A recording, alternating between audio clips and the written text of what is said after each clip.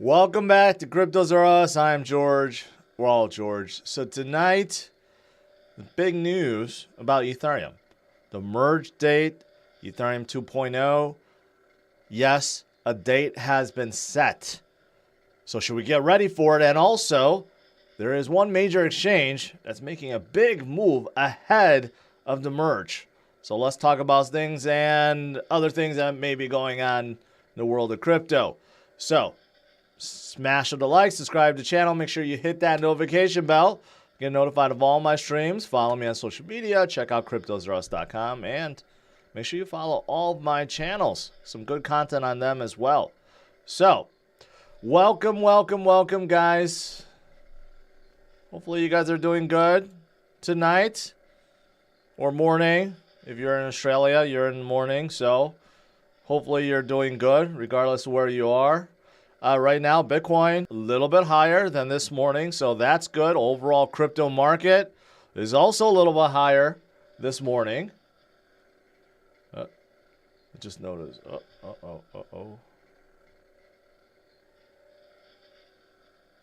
Stream is coming back.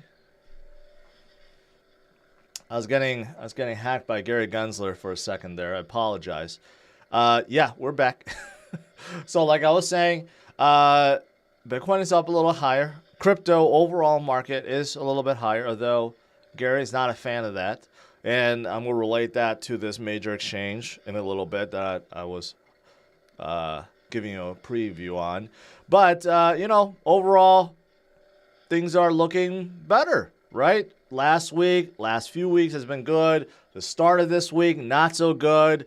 But, of course, we're still waiting for Friday. Friday's that big Powell day, right? Everyone's waiting to see what he says. So we only got a few more days left. So, the market may be just, treading upwards for, for a few days or maybe going sideways. But in terms of economic news, there's a couple things. I mean, there's one big one, honestly. I don't really want to talk about it, but a lot of people are talking about it, so I feel compelled I have to talk about it. And this does relate to our current situation with high inflation. So President Biden just announced he will cancel $10,000 in federal student loan debt for most borrowers. According to this, 45% of borrowers, or almost 20 million people, will have their debt fully canceled due to this. And also, Biden will cancel up to $20,000 for recipients of the Pell Grants. So that's a lot. That's a lot over there. I mean, that's a lot that's being forgiven, right? So basically, yeah, here's a summary of it, right? Because the federal student loan payments has been stopped or halted for a while, and it's about to restart next year, January 2023. So now he's doing this, right? So basically, if you have student debt, you're either going to get $10,000 off or $20,000 off, which sounds really good, right? Because this is supposed to, relieve families and provide a little bit more, leeway, right, for families and individuals and so forth, right? But you got to do some math here. Part of the problem why we're having high inflation is due to the money printing, right? So you do 20 million people times 10,000. What does that equal? 200 billion. And I'm sure it's more than that because for some people, they will get $20,000 off. So you're talking about hundreds of billions being forgiven now, right? So where's the money coming from? So I don't know. And this is on top of the $4 billion he already forgave for the ITT kind of scandal thing that went on. So that was just a few weeks ago. Now there's this, right? So not a whole lot of people are happy about this. I mean, like myself, I saved up and worked very hard to pay off my student loan. My wife also worked very hard to pay off her student loan, right? So do we get, for those of us that actually paid it off, do we get any credit? Well, Biden has an answer for that. But, other people in the space like Natalie Brunell also said, I paid off my student loans before I owned Bitcoin by working my ass off. And I do feel like a lot of Americans feel the same way, that, they worked hard, saved, paid off their loan, and now this seems a little bit unfair, right? So actually, after the press conference, someone asked President Biden exactly about this. What about people that paid it off? Isn't this a little unfair? And listen what he had to say, because I'm not quite sure how to make of this response. All right, so let me get ready here. People that paid it off. Isn't this? I don't screw this up here. Let's turn that off. All right, let's do this. Mr. President, is this unfair to people who paid their student loans or chose not to take out loans? Is it fair to people who, in fact, do not own multi-billion-dollar businesses if you want these guys to give them all a tax breaks? Is that fair? What do you think? What about people who paid their loans? Okay, so okay, I'm trying to compute. So a reporter asked, is it fair for people that paid off their student loans already? And then his response was, is it fair to people who, in fact, do not own multi-billion-dollar businesses? They see these guys are given all the tax breaks. Is that fair? I don't know. I think what he's trying to say is life is not fair. Okay, I think that's what he's trying to say. It's like, get over it. Life is not fair, and trying to make an example that some of us don't have multi-billion-dollar businesses that could have all these tax write-offs. I think that's his point. Otherwise, he just lost his train of thought, and he's just thinking about something else. I don't know. But what I do know is, for those of us that paid it off, will feel a little screwed by this move, right? And plus, as for this issue that we have about inflation and endless printing and all that, well, this is just going to add to it. So it's definitely not going to help. So I want to start out with that, even though it has nothing to do with crypto. What else?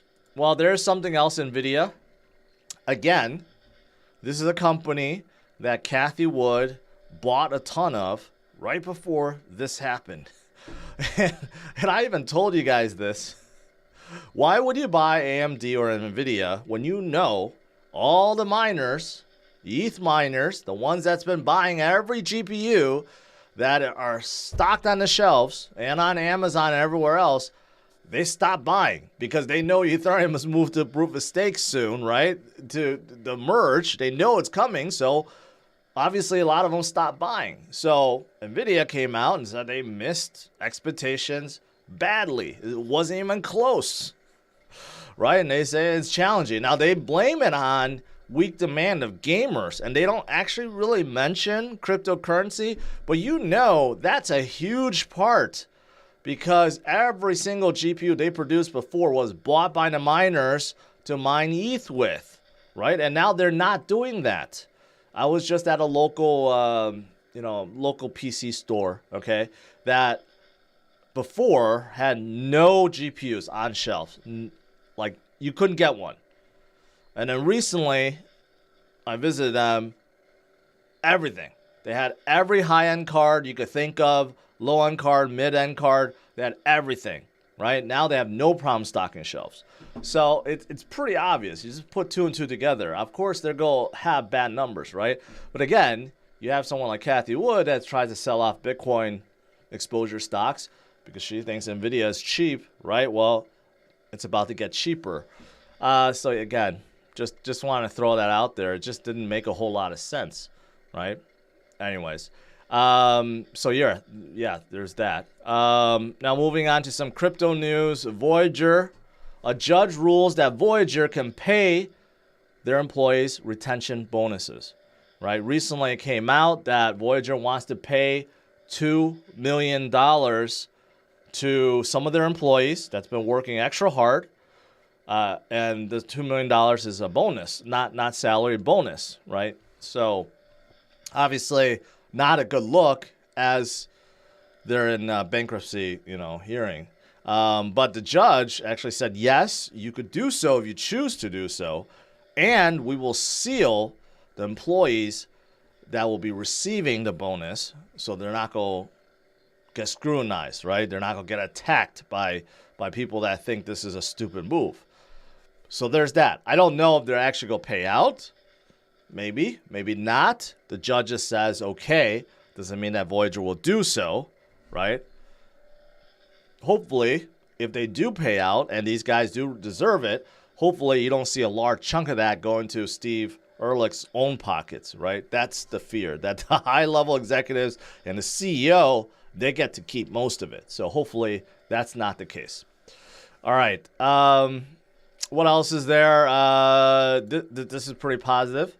This is talking about the S&P 500. And according to this, 90% of the stocks in the S&P 500, they're now above their 50-day moving average.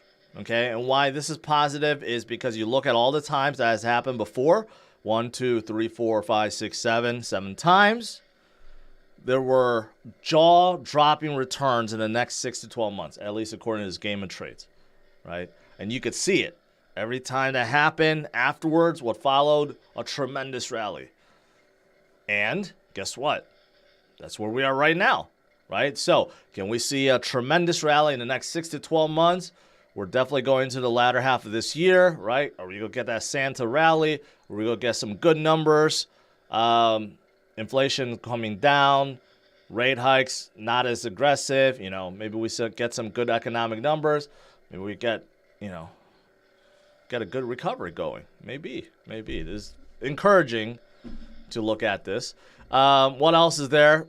As for liquidations in the crypto market, specifically Bitcoin, we have a lot of shorts that will get liquidated around 25 to 26K. So that is the reason why last time Bitcoin hit 25K, couldn't really break above and broke below. And then you have a lot of long liquidations that will happen between 17 and 19. Okay, and this is also the reason why Bitcoin, after hitting 20K, gets really strong too. So we have this this channel basically. But the good news is there's a lot more shorts liquidate than longs, right? So if we get that momentum, we get that drive upwards, and we break through 25, 26K, the next stop will be 29K, and we're going to see some very, very disappointed bears because they will get absolutely wrecked with a short squeeze. I'm waiting for that. I am waiting for that, so that's actually pretty good.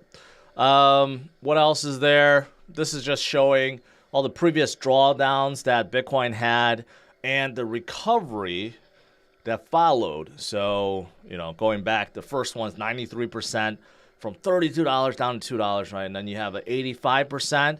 That was $1,000 down to $152. Then you had 84% from $20,000 down to $3,100. And this time around, we're not far off. We went from $69,000 down to $17,000 or $18,000, and that's 75% down, right? So versus some of these previous drawdowns, yes, we're still about 10% away, but we're pretty close. So this is a pretty serious correction.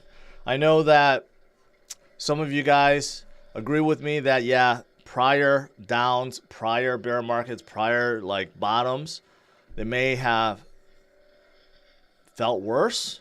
They could have been worse because obviously the price was lower. But if you look at the overall percentage, I mean, this is nearly as bad as those times. But what's good about it is what happens afterwards, right? You have a good recovery leading up to the next halving event. And then what happens after the halving event, then you have an exponential blow off top, right? So if this continues, right, if the pattern continues, what happens? That means we are starting to come up from the bottom. We're going to see a significant rally. When is the next halving? In 2024. That's only 2 years from now, right? And afterwards, then we get a tremendous top again, right? Something like that. So, something to look forward to. All right. Now, moving on, let's talk about Ethereum, okay? The main topic, the Ethereum Merge date. Big deal for Ethereum. Very hyped up. A lot of people have been talking about the merge, right? From proof of stake and, basically moving from proof of work to proof of stake. And there's two chains right now. There's the Beacon chain, which is proof of stake, and then you have the main chain, which is proof of work. And the two will combine. That's why it's called the merge, okay?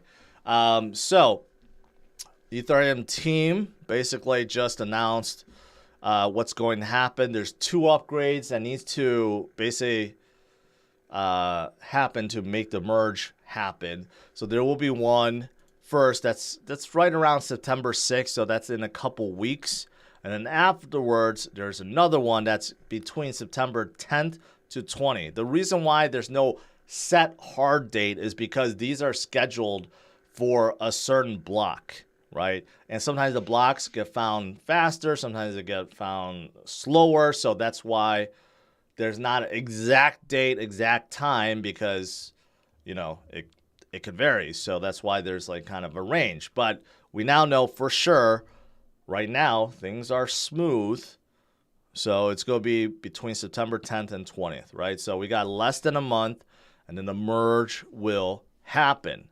And many people are thinking this is going to be absolutely huge for Ethereum, especially with the price of ETH, and drive it up way higher. BitMEX, BitMEX CEO and BitMEX founder Arthur Hayes thinks that, yeah, Ethereum's merge is definitely going to drive it up despite the macro conditions.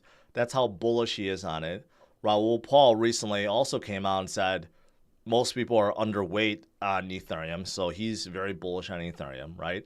And the reason why these guys are so bullish on Ethereum is, and I've talked about this time and time again, I'll say it again, but near term, the merge, ETH 2.0, is not going to solve scalability. That's not why people are bullish on it right now.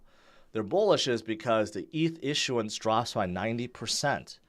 The burn rate stays the same because transaction fees, congestion does not get resolved at all. So the burn rate will be here, set. Now, the ETH issuance used to be up here. So that means Ethereum is inflationary. There's more tokens being released than being burned. After the merge, the ETH issuance drops down here, and the burn is up here. So you're having a negative ETH release per day, which makes Ethereum deflationary. It's a big change. That's a huge change.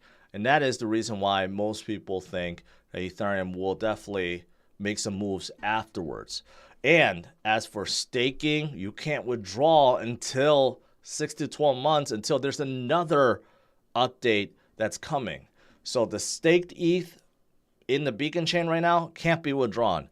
The new staking rewards that will be given to the stakers, right, or the validators, I should say, can't withdraw that either for 6 to 12 months. So basically, there's not going to be an influx of ETH in circulation to be sold. It's quite the opposite. You're taking a lot of circulation out, right?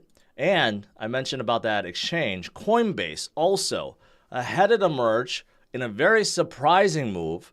They're coming out with their own synthetic token based on ETH. They're calling it cbEth. Basically, this is a way for you to stake ETH because you can't take it out after you stake it, not for a while, right?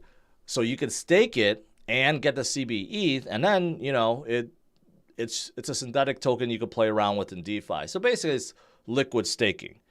So Coinbase, out of the blue, is introducing liquid staking for ETH, which is also big because there's a lot of people that's using Coinbase right now, right? But the thing is, what's really surprising about this is Coinbase right now is being probed by the SEC, being probed by Gary Gensler, right? So for them to do this right now and release this while they're being probed by the SEC shows how much balls Brian Armstrong has, right? So you figure like something like this, you know, Gary will just call it, hey, that's a security. You better shut it down right away, right? But they're still moving forward with it, which is really, really shocking. But anyways, so that's good also. And then lastly, as for this merge, the bug bounty right now is up to $1 million. So if you are a developer and you find some kind of critical bug ahead of this merge, and there's, you know, like I said, about a month left, you're able to find some kind of critical bug and they're able to fix it, you can get rewarded $1 million. That's a lot. That's a big incentive right now for people to find bugs ahead of the merge, right? So that's also pretty positive for Ethereum. And then the last two things, what is there? ETH inflow into exchanges, pretty darn low, 19-month low. So obviously right now, not a whole lot of people sending their ETH to the exchanges to be sold. Most people are holding on for the merge and seeing what happens afterwards, right? And there's a lot of traders. Ethereum option volume is higher than Bitcoin. Last time I checked, it was like twice as much options for Ethereum than options for Bitcoin, right? So there's a lot of people, a lot of eyes on Ethereum right now. A lot of eyes. So get ready. Get ready. The merge is coming. All right. Outside of that, overall, besides Ethereum having a decent day, most crypto, most projects is up today. So that's positive. No complaints there, right? But Ethereum Classic. Look at Ethereum Classic and Cosmos. Ethereum Classic, I know why it's going up because a lot of people, they're thinking that Ethereum Classic will get all the miners. So that's why they're going up. But Cosmos has been doing really well recently because I covered this, I think, yesterday. Van Eyck actually came out with a report saying how bullish they are on Cosmos. And they actually own Cosmos as well. So they've been making some big moves recently. So I'm glad to see that as well. All right, guys, let's do some Q&A.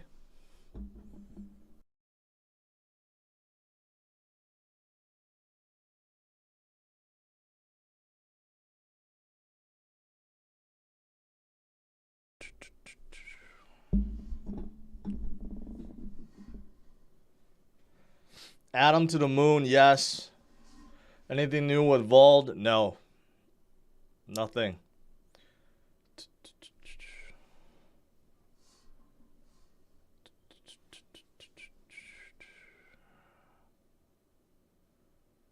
Ginger asks, can't wait for Q&A. Okay. Well, I'm glad you're excited. Gary's getting his order from BlackRock.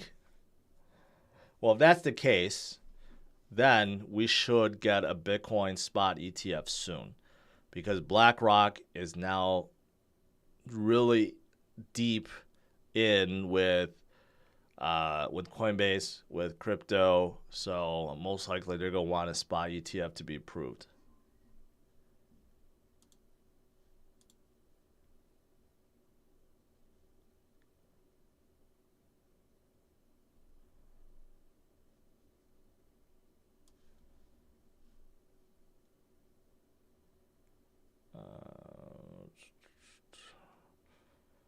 If you buy E2 after the merge, it'll be locked for 6 months.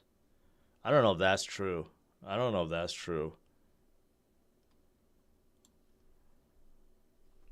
Townsley, thoughts on the BitBoy lawsuit? I have no comment. I'm not going to get involved with that. A lot of people have been talking about it already, so I'll just leave it at that. Hey, George, we won't be able to take profits during the merge because Coinbase was pause withdrawals. Yeah, they have to pause to upgrade the network. It always happens. Whenever there is an upgrade, all the exchanges have to pause and basically upgrade, right? They have to upgrade the wallets. So, I mean, it should be short-lived. Whenever the upgrade is done, usually the wallets get upgraded pretty fast, and then things continue on. But that's always the case with all upgrades. Let's see.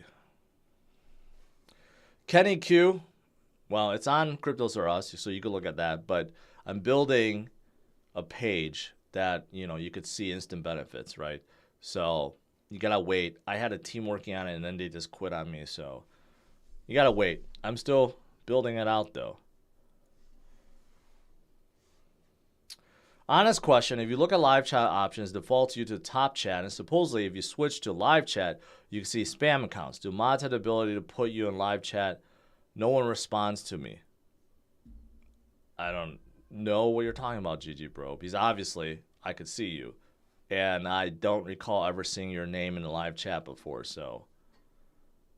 Yeah, everyone chatting in live chat right now, they're not bots. So I don't know what your. Anyways, what is your question? What is your question? What do you want to ask?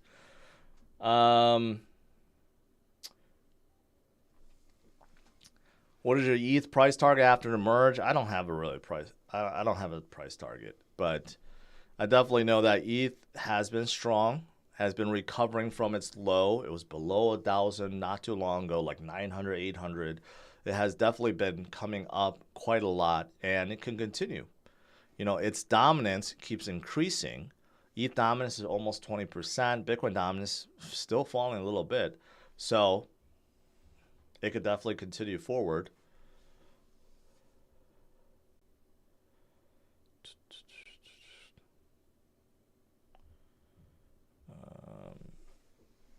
Jose, thank you. Thank you. GG bro is a bot. Well, everyone is now saying they're a bot in the chat. I heard that the ETH merge is 4 BTC halvings. John, I don't even know what you're asking. I have no idea what you're talking about. Can Dana hit $100 sometime in 2024? What is it now? You're talking about it going up like 80x? No, I don't think so. Even at its high, was that 25? Can it go up 4x higher than its previous high? I guess so. I guess so. It's possible. But, you know, we'll see. We'll see. Jeff Hammerman, always appreciate it. Let's see. Would you buy ETH at these prices or wait for a pullback? The thing is, I don't know if there's going to be a pullback. I did buy more ETH when it was lower. And I had a good amount of ETH before. Not too much, but I had a good amount. So, I mean, honestly, I don't know. You know?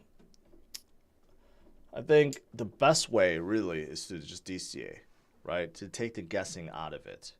Because there are many people that feel like, okay, Bitcoin has to retouch 17K first before we go on, using some technical analysis, right? If that's the case, if Bitcoin does really fall down to 70K, Ethereum could definitely go down again, right? But if it doesn't, and we continue to hover here at 21, 22, and we break to 24, 25, get some short squeezes, and go upwards, well, this will be the cheapest price you see Ethereum at for a long time, right? Or maybe ever. So, you know, there's still a lot of uncertainty. There's still a lot of macro headwinds that we're facing. So honestly, the best way to do it is just DCA. Whatever you can, a little bit, like that, right? Set a schedule for yourself. Oh, by the way, today is DCA day. Will current stake ETH yield percent go up post-merge? I'm sorry, I can't speak tonight. No, I think it's still about the same. I still think it's about the same. Tony says, today I became a whole coiner. Thanks, Jesus. Well, you don't have to call me Jesus. Let me see if I can get this going here.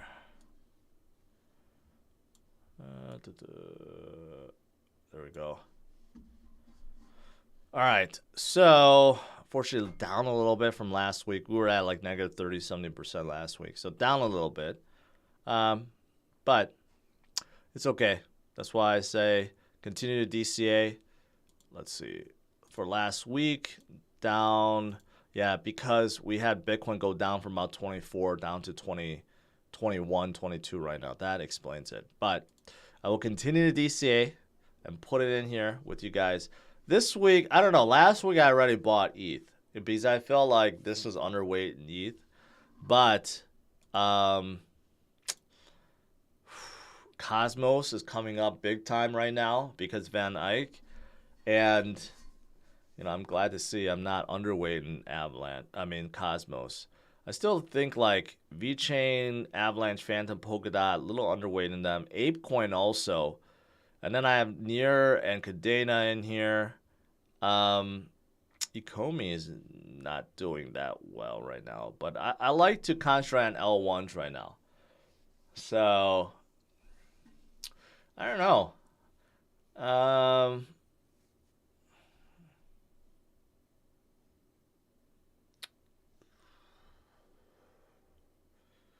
like Polygon a lot too. I feel like I'm underweight in Polygon. And Solana recently has not been moving, which could mean that it is going to be moving. So, you know what? I'm going to put it into Avalanche and VeChain, beef them up a little bit, because I haven't DC'd into them for a while. Let's see if I can get my calculator up here. So I'll just split it 50-50 between Avalanche and VeChain. So add transaction. So we'll do $50 divided by 23.1, 2.163, and then VeChain. Let's add $50 divided by 0.02651. All right, 1886. All right. Yeah, so this week, VeChain, Avalanche, right? But right now, the name of the game for me in terms of DCA has to be Bitcoin and most of the L1s, the ones I've been talking about for a while. I do think that they have the best chance of coming up and recovering the fastest, right? Getting back to their previous highs. Some of them have been moving pretty well, but there's still some that still kind of stagnant. Cardano. Until Vasil hard fork, probably not moving that much, right? A lot of people waiting for that to happen. All right, that's it.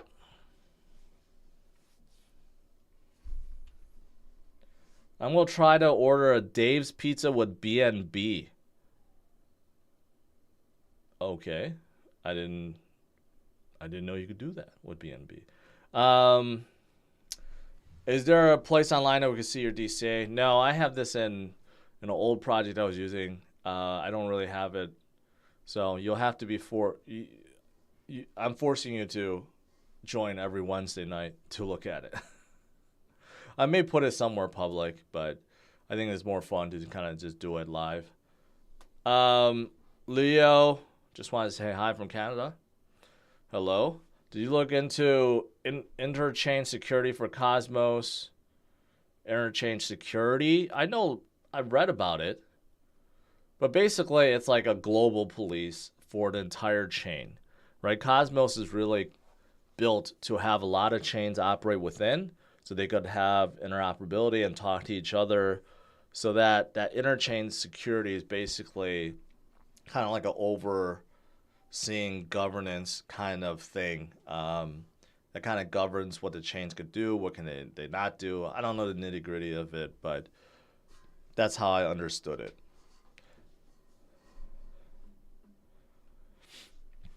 Why buy Bitcoin when ETH and other L1s have so much being built on top of it and have more use cases and utility? Well, here's the thing. You just don't know the longevity of them, right?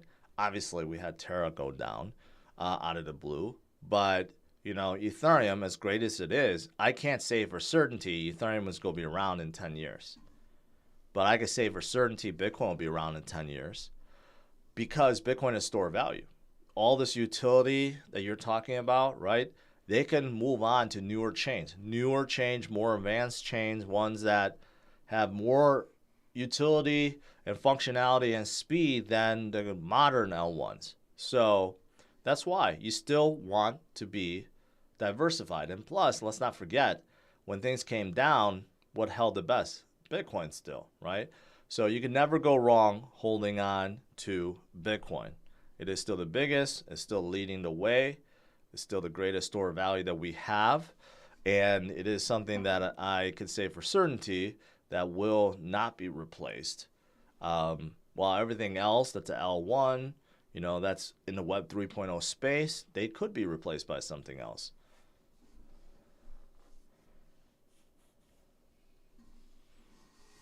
Let's see here.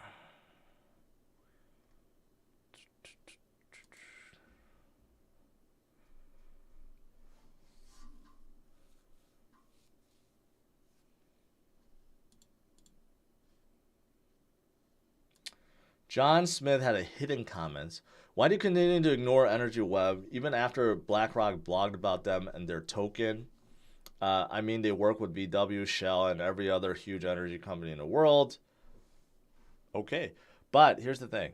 I've seen other companies like Energy Web that's involved with energy trading, like Power Ledger, and they go nowhere fast. It's very hard. It's very hard to survive in the energy trading sector. And when they work with VW, Shell, and every other huge energy company, like you're saying, what does that really mean? Are they really being utilized? Or it's a light partnership where they're just sharing some data, okay? So you got to take those partnerships with a grain of salt unless you could verify 100% that they're actively being used and is vital to their operations, which is a different thing.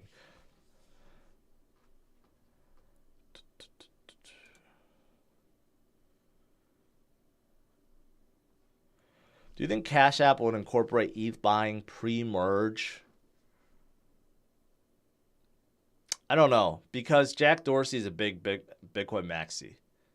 So he's a big Bitcoin maxi, but at least he doesn't bash everything else, right? And I've said that about Michael Saylor. He used to be that way. Michael Saylor used to just ignore everything else and say, I can't trust them, but, I'm going to stick with what I know Bitcoin, right? But recently he's been attacking Ethereum and others. So Jack Dorsey still, I haven't heard him attack anything else other than, I don't even know what he attacks. And not really. I don't know what he attacks. He's probably attacking Elon because he got subpoenaed by Elon. I don't know, but so I don't know. Because of that reason, I don't know if Cash App is going to expand to other tokens or not. Tech Talk, appreciate it. Let's see.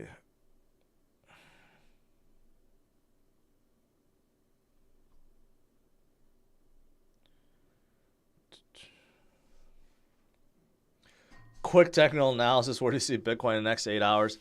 That is not what I do, my friend, but just for fun. Let's look at the 4-hour scale. 4-hour scale looks encouraging in some ways. RSI, obviously down here, you could see that RSI is trending upwards. RSI is nowhere close of topping out like previous times. These times over here at 70s, nowhere close, right? So there's definitely still room to grow with RSI. MACD is still trending upwards, not looking to flip down. Stochastic has topped out, but these other two indicators show that we definitely can continue forward. So in the next 8 hours, probably just keep trending slowly upwards, right? Let's see tomorrow. Tomorrow's Thursday before Powell speaks on Friday. So tomorrow probably not going to be a lot of movement either. So I'm thinking overall tonight, tomorrow, we may see Bitcoin continue to trend up, maybe back to 22,000, something like that. And then the big thing will be Friday, right? What are your thoughts on DeFi going to 2023? I think a lot more people are going to pay attention and use DeFi. Now that CeFi is out of the way, I don't think a lot of people trust a centralized lending company anymore, a centralized, lender. So basically a lot of people are going to turn to DeFi, I believe. And that is why, like Aave and Compound and Lido and others, Uniswap, they started coming up because of it. So I think they'll have more strength. Can Bitcoin hit 150K by 2025? Yeah, I think so. Why not? We were at 70K. 70K to 150K is 100% gain. That could happen within the next rise to the top. Did I cover Tesla split yet? No, Ming. This is a no Tesla channel or chat.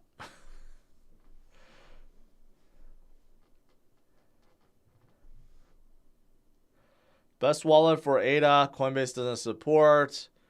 You can get a hardware wallet, Ledger, Deadless, Yori. There's a few specific ones, so just look them up. I'm sure you do a Google search. There's a lot out there. What do you think about XLM? Okay. I think it's a little more interesting because they really had no direction, guidance, but it does seem like they're introducing smart contracts, so that is their new thing. You know, they want to move into being a network protocol, one that is supporting dApps, right? Different than the other chain that's very similar to them, XRP. Although XRP is, I mean, I guess you could say Flare is adding smart contract capability, but I don't know when Flare is going to be coming out or if it's ever going to be coming out. But Stellar does seem like they're moving in that direction, so we'll see how it is when they introduce smart contracts. Hakeem, am I the most underrated center in NBA history? No, I don't think so. Maybe. I don't know. A lot of people do not sleep on Hakeem, so I don't know. Maybe not. I can't think of another underrated center. I don't know. Thoughts on Niha coin? GG bro. I have no idea what project that is. Is Dirk the best power forward? No, that's for sure no. Probably Tim Duncan. Dirk really isn't even a power forward. I mean, really, he's like a small forward, but he's a 7-foot power forward.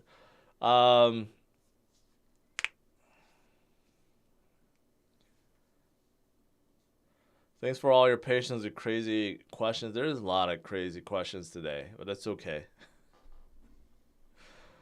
Have I added to my spot BDC hodl position? Yes, I have. I have.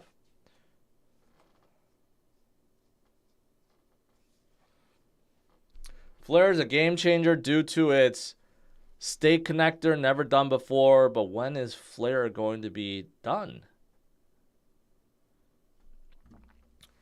Luxo was interesting to me because it was created by one of the main ETH developers that created the ERC20 standard. But then the chain kept getting delayed, and what's his name? Fabian? I forgot his name. But he partnered up with this like retail mogul. So it's like the chain is not really, you know, like a normal chain. It's like one for fashion retailers and stuff. It's kind of weird. You look at their Twitter page, it's all like fashion shows and stuff like that. So it's an interesting matchup to say the least. But like I said, the chain was delayed forever, so I don't even know if it's out still. How many different crypto do I hold? I would say right now about like 10. Something around 10, maybe a little bit more. But I have consolidated over the last few years. I did have a lot more. At one point, I had like 30 or 40, but been consolidating into the core group, so to speak.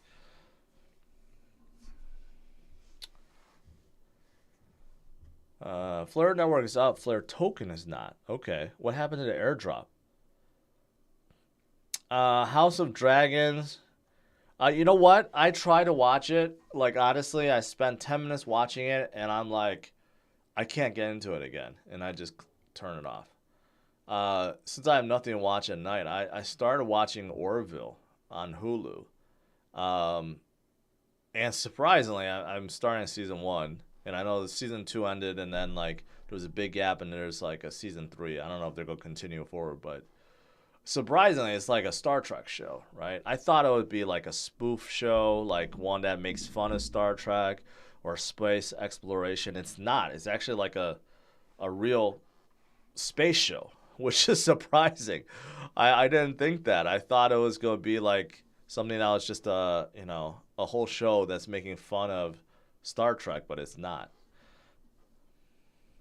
My favorite Jordan are the 6 inferred. That's a solid choice. You know, I find I can't wear a lot of Jordan high tops when I'm wearing shorts in the summer, right? So that's the one thing. But, you know, it's starting to get colder. Go wear more jogger shorts and sweatpants, and then those high tops are going to look pretty good.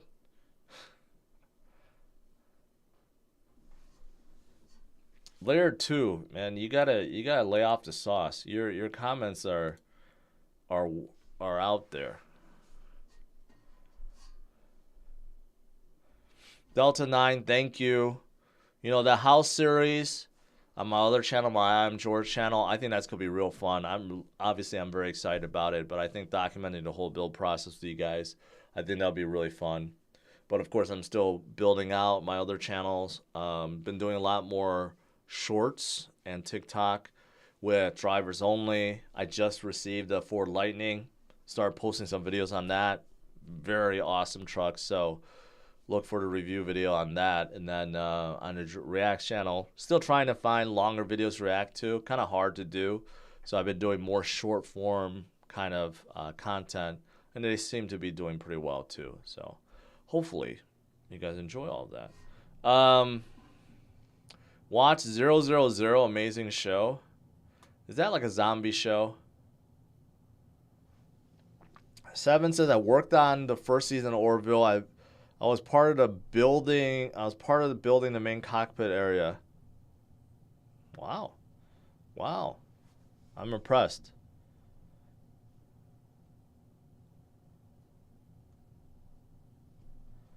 Curb Enthusiasm is over top. I didn't watch like the very first like 10 seasons. Then I started watching the last few. And Larry David is the most hilarious guy in the world. He's a comedian. He's a genius. A comedian genius. But yeah, it's really over the top, but somehow it works. And I can't get enough of Curb Your Enthusiasm. It's awesome. Anyways, all right, I think it's time to go. Overall, you know what? Bitcoin's coming up. Crypto's coming up. Tomorrow, we'll see if we get more recovery, maybe. But I think all eyes will be on Friday to see what Powell says. Is inflation going to get better, or is it better? Is it not better? How hawkish or dovish will he be with the September rate hike, right? We don't know. We don't know. So I guess we'll just wait and see. But, of course, there's great things happening. I cover about Ethereum, the merge. That's going to be a tremendous thing, I believe. And that is coming up pretty soon. All right? Smash the like, subscribe to the channel, and make sure you check out CryptosRUs.com for all of your news, article, and guides besides this channel. So check it out, and links in the description of this video as well. All right. Have a good one, guys. I'll see you guys tomorrow, 8:15 a.m. Central Standard Time. All right? Take care. Bye-bye.